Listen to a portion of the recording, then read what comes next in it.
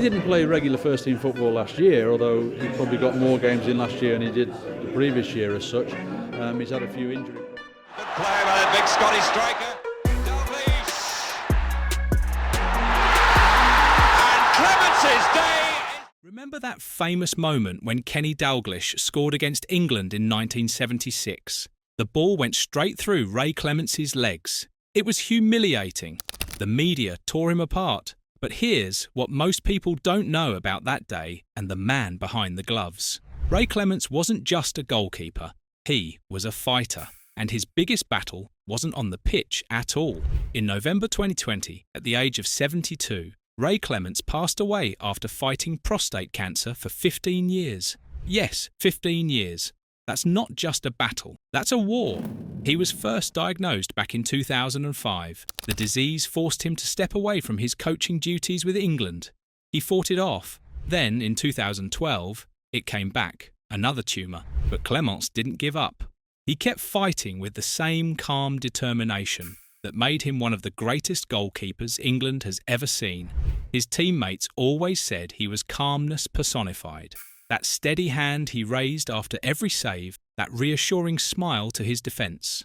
That same mental strength carried him through a decade and a half of treatment. And when he finally passed, his death became something powerful. It turned into a message that helped thousands of men. Scunthorpe United, his first professional club, hosted a memorial match nearly a year after his death. They raised awareness and funds for Prostate Cancer UK. They auctioned special shirts. They collected donations. They made sure Ray's private fight became a public legacy. That's the truth behind his death. Not just tragedy, but transformation. Now let's talk about why this man was so special in the first place. If you're enjoying this story of resilience and greatness, hit that subscribe button and drop a comment telling us your favourite Ray Clemence moment. We want to hear from you. Ray Clemence started at Scunthorpe United in 1965. He was just a kid, really. Made 48 appearances before Liverpool came knocking in 1967. The transfer fee? £20,000. That's it. Liverpool got one of the greatest goalkeepers in history for the price of a decent car today. By 1970, he was their undisputed number one, and then he just never stopped. Between February 1970 and May 1981, Clemence played in 60 of Liverpool's 668 senior games. Think about that. He missed only 8 matches in over a decade. From September 1972 to March 1978, he played 336 consecutive games. No injuries, no rest. Just showing up, match after match, year after year. That kind of consistency is almost unheard of in modern football. Players today get rotated constantly. They need rest days and recovery periods. But Clemence? He was there every single week. His approach was simple. He described it himself. Always be safe and sure. Make as few mistakes as possible. Make the special save when needed. Nothing flashy, nothing risky, just rock-solid reliability. His successor, Bruce Grobbelaar, was more of a showman. But Clemence? He was the template of a perfect goalkeeper. Every time he made a save or caught the ball, he'd raise his hand and smile at his defence. That gesture said everything. I've got this. We're okay. Stay calm. It gave Liverpool's backline complete confidence. They knew their anchor would never let them down. That psychological impact can't be measured in statistics, but it was vital to Liverpool's success. And the trophies piled up. 5 league championships, 3 European Cups, 2 UEFA Cups, 1 FA Cup, 1 League Cup, 1 European Super Cup, 13 major trophies in 14 years at Liverpool. He made 665 total appearances and kept 323 clean sheets. More than 300 times, the opposition didn't score a single goal. That's not luck, that's mastery. But then there's that goal, that Kenny Dalglish goal in 1976. England versus Scotland at Hampden Park in the British Home Championship. Dalglish took a shot. It was weak. It should have been easy, but it squirmed through Clemence's legs and into the net. Scotland won 2-1. They won the British Championship, and Clemence called it the worst game of his career. The media hammered him. In a rivalry as fierce as England versus Scotland, That kind of error gets remembered forever. Here's the twist, though. Dalglish later admitted the goal wasn't an accident. He'd been tipped off that Clemence was weak in that area. So he aimed there. It worked. What looked like a fluke was actually a calculated strike. It shows how even the best have vulnerabilities. And it shows how one moment can overshadow hundreds of perfect performances. That's the harsh reality of being a goalkeeper. You can make 1,000 great saves and nobody remembers. But make one mistake and it follows you forever. But the story gets better. The next year, Dalglish joined Liverpool. From his very first training session, the Liverpool players had a running joke. They'd ask Dalglish to remind Clemence about the goal, over and over, day after day. What could have been a source of lasting humiliation became a bonding ritual. Clemence took it in stride. He laughed along. He didn't let one mistake define him. That's character. That's resilience. The same qualities that helped him fight cancer for 15 years. While dominating at club level, Clemence faced another challenge with England. He earned 61 caps between 1972 and 1983, but his international career was defined by one man, Peter Shilton.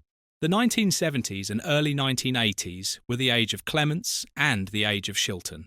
Two giants competing for one spot. Clemence started as England's number one under Don Revie, but Ron Greenwood brought in a rotation policy. Eventually, Shilton pulled ahead, finishing with 125 caps to Clemence's 61. But Clemence never complained publicly. He handled the situation with grace. He said having two goalkeepers of almost the same ability was good for England. However, he also made it clear his club achievements surpassed Shilton's. While Shilton had success at Nottingham Forest, Clemence was winning multiple European Cup finals and league championships at Liverpool. He had the superior record in top-tier European competition. The real kicker, Clemence's biggest professional disappointment was missing the 1982 World Cup starting spot. He was the designated number one. Shilton was his backup, but Tottenham had an FA Cup final that needed a replay. The replay clashed with two important England friendlies before the World Cup. Clemence stayed with Tottenham for the Cup. Shilton played the friendlies. He performed well enough to take the number one shirt for the World Cup. So Clemence lost his spot not because he wasn't good enough, but because of a scheduling conflict. Sometimes the breaks just don't go your way. It's a reminder that careers at the highest level can turn on the smallest details. In August 1981, Clemence shocked the football world. At 33 years old, he left Liverpool. He joined Tottenham Hotspur for £340,000. After 665 appearances and 13 trophies, he wanted a new challenge, and he got one. In his first season, he helped Spurs retain the FA Cup. Over 7 years at White Hart Lane, he made 240 appearances. He even earned 5 more England caps while at Spurs. But the most telling moment came in May 1982, his first return to Anfield as a Spurs player. As he ran toward the Kop before the second half, something incredible happened. The Liverpool fans erupted. Not with boos, with cheers, thunderous applause. They chanted, "England's number one, their rival's goalkeeper," and they celebrated him like a hero. That's respect. That's love. It proved his reputation went beyond club loyalty. It's exceptionally rare for a player to become a legend at two rival clubs. By 1985, he'd made his 1,000th senior appearance. In April 1987, he broke the British record of 198 senior games. By the time an Achilles injury forced him to retire in 1988, he'd played 119 first-class matches.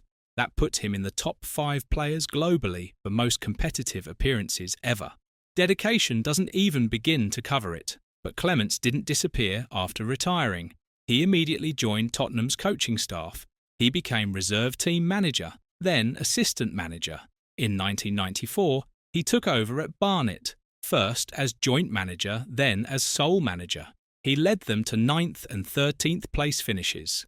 Then, in August 1996, he joined the FA as England's goalkeeping coach.